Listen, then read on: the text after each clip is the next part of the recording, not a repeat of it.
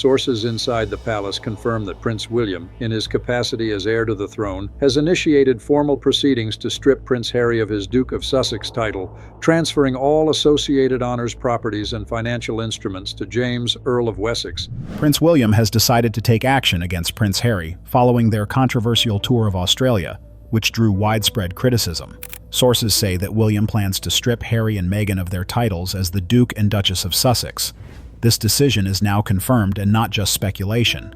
Additionally, young James, Earl of Wessex, Prince Edward's son, is set to inherit the titles that Harry will lose. This is a significant change in the British monarchy.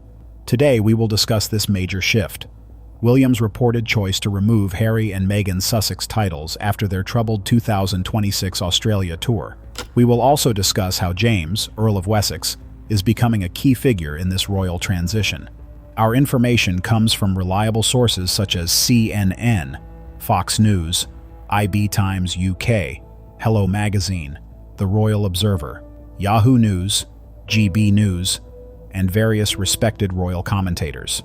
Let's explore this further. The Australia tour that broke the camel's back.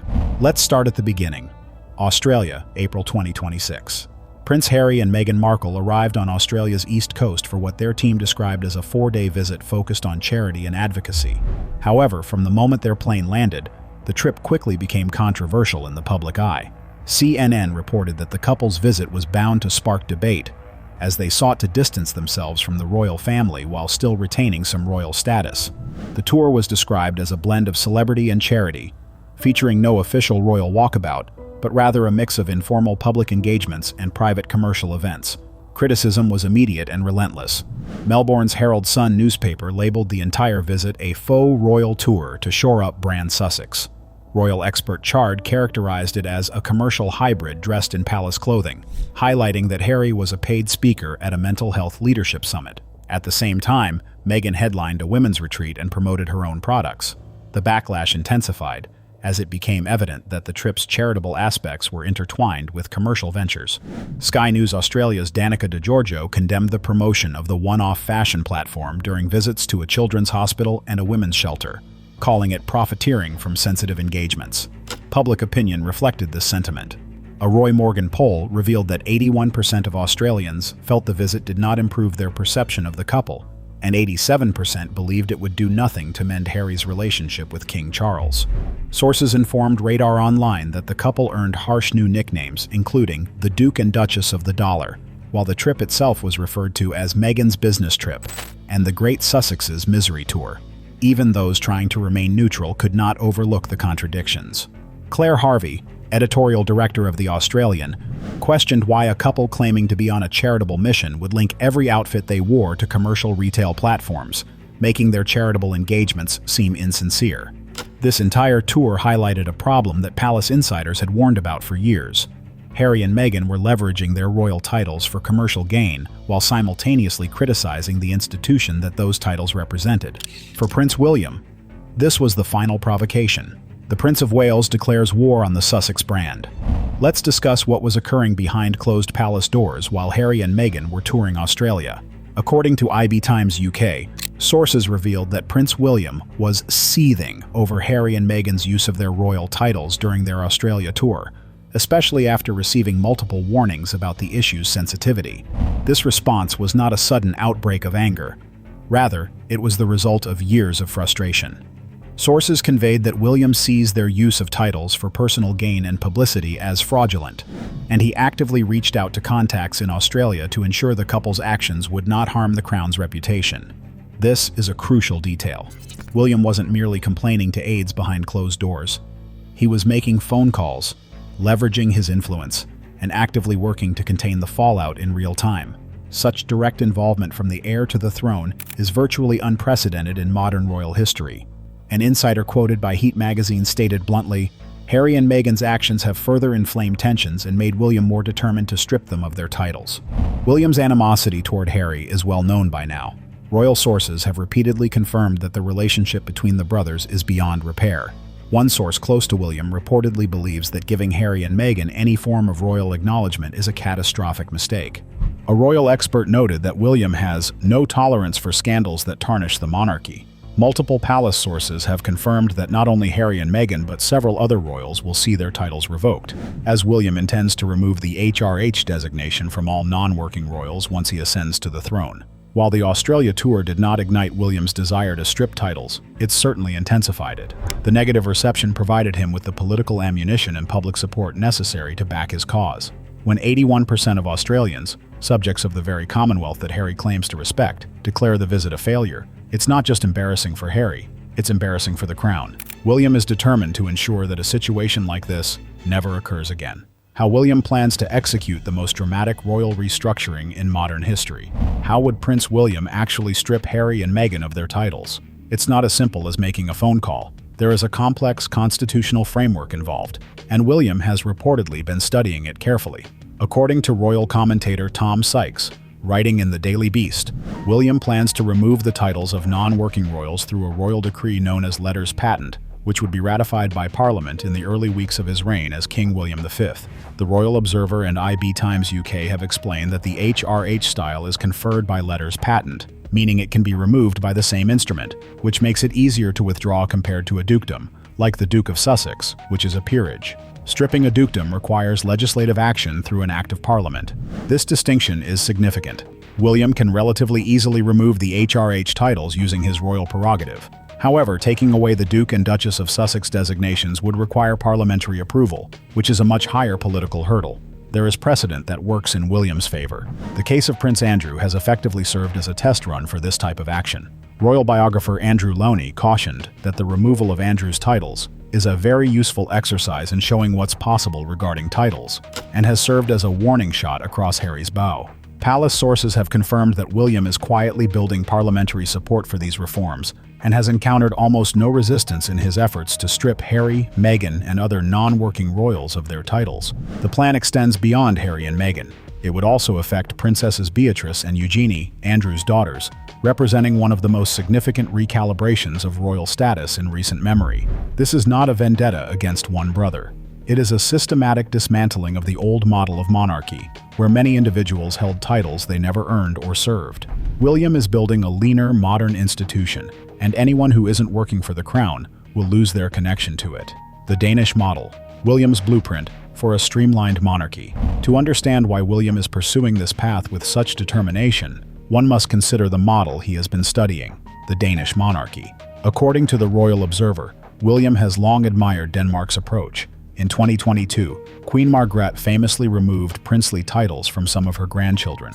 The practical, streamlined structure of the Danish royal family under King Frederick and Queen Mary has influenced William's vision for the British monarchy. This initiative is not about personally punishing Harry, although that may be a satisfying side benefit for William. Instead, it is focused on the institutional survival of the British monarchy. The monarchy is one of the most expensive ceremonial institutions globally, and public opinion consistently reflects that taxpayers want value for their money.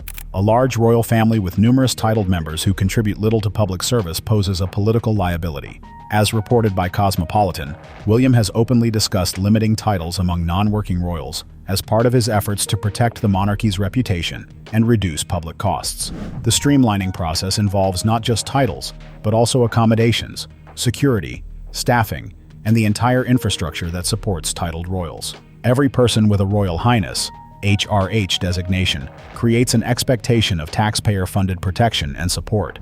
By stripping titles from those who do not serve, William aims to eliminate that expectation and the financial burden that comes with it. The Australia scandal is pivotal in this context. Harry and Meghan's tour exemplified the problem. They leveraged their titles to secure high-profile engagements, charged premium prices for speaking events, promoted commercial products during charitable visits, and ultimately left Australian taxpayers to cover the security costs. This type of parasitic relationship with the Crown is exactly what William seeks to eliminate permanently. Enter James, the quiet Earl of Wessex, and the palace's surprising succession plan. We come to perhaps the most surprising aspect of this entire story, the emergence of James, Earl of Wessex, as a key player in the palace's restructuring plans. James Alexander Philip Theo Mountbatten Windsor, born on December 17, 2007, is the youngest grandchild of Queen Elizabeth II and Prince Philip. He is currently 16th in line to the throne. For most of his life, James has remained largely out of the public eye. His parents, Prince Edward and Sophie, Duchess of Edinburgh, consciously chose not to use HRH titles for their children, instead styling them as the children of an earl rather than as prince or princess. In a 2020 interview, Sophie explained that they are raising their children with the understanding that they will likely need to work for a living. When James turns 18 in December 2025, sources have confirmed that he has no interest in adopting a princely title, with a family friend stating it is the last sort of thing he's interested in. However, this situation is becoming intriguing. Although James may not desire a princely title, the palace's restructuring creates a paradoxical scenario.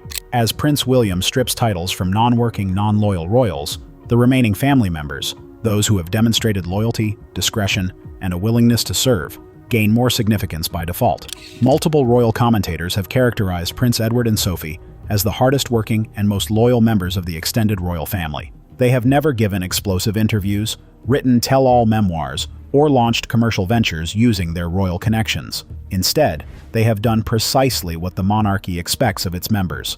They have served quietly and reliably. James currently holds the courtesy title of Earl of Wessex, which he inherited when his father was created Duke of Edinburgh in March 2023. He is also the heir apparent to his father's hereditary titles of Earl of Wessex, Earl of Forfar, and Viscount Severn. The narrative that James gets everything does not imply that he will take Harry's specific title of Duke of Sussex. Should it be stripped, that title would revert to the crown. Rather, it reflects a broader redistribution of royal significance.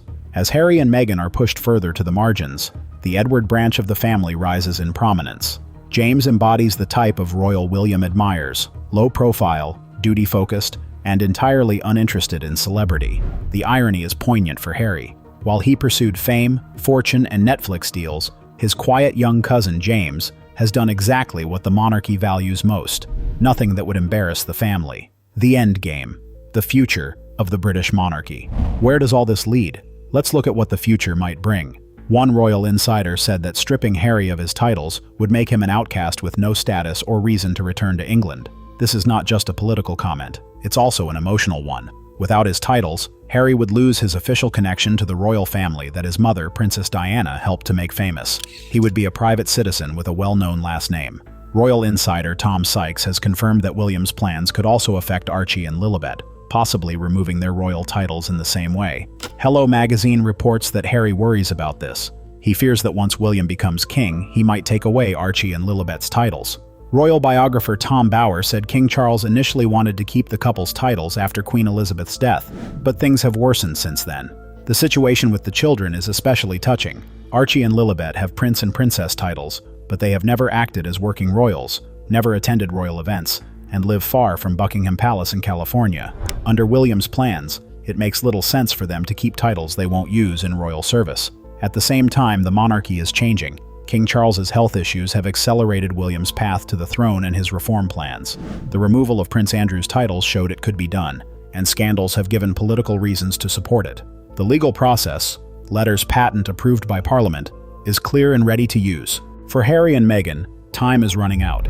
Every paid tour, speaking engagement, and retail deal related to charity pushes William closer to making a big decision. Based on what we've seen, public opinion, support in Parliament, legal precedents, and William's own intentions, it seems to be a matter of when, not if. The British monarchy is set to become smaller, leaner, and more exclusive.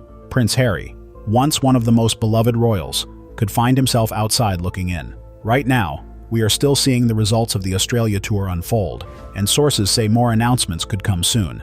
What do you think? Should William take away the titles, or is that too extreme? Share your thoughts in the comments. If this video was helpful, please like it, subscribe to the channel, and share it with someone who needs to know the full story. See you next time.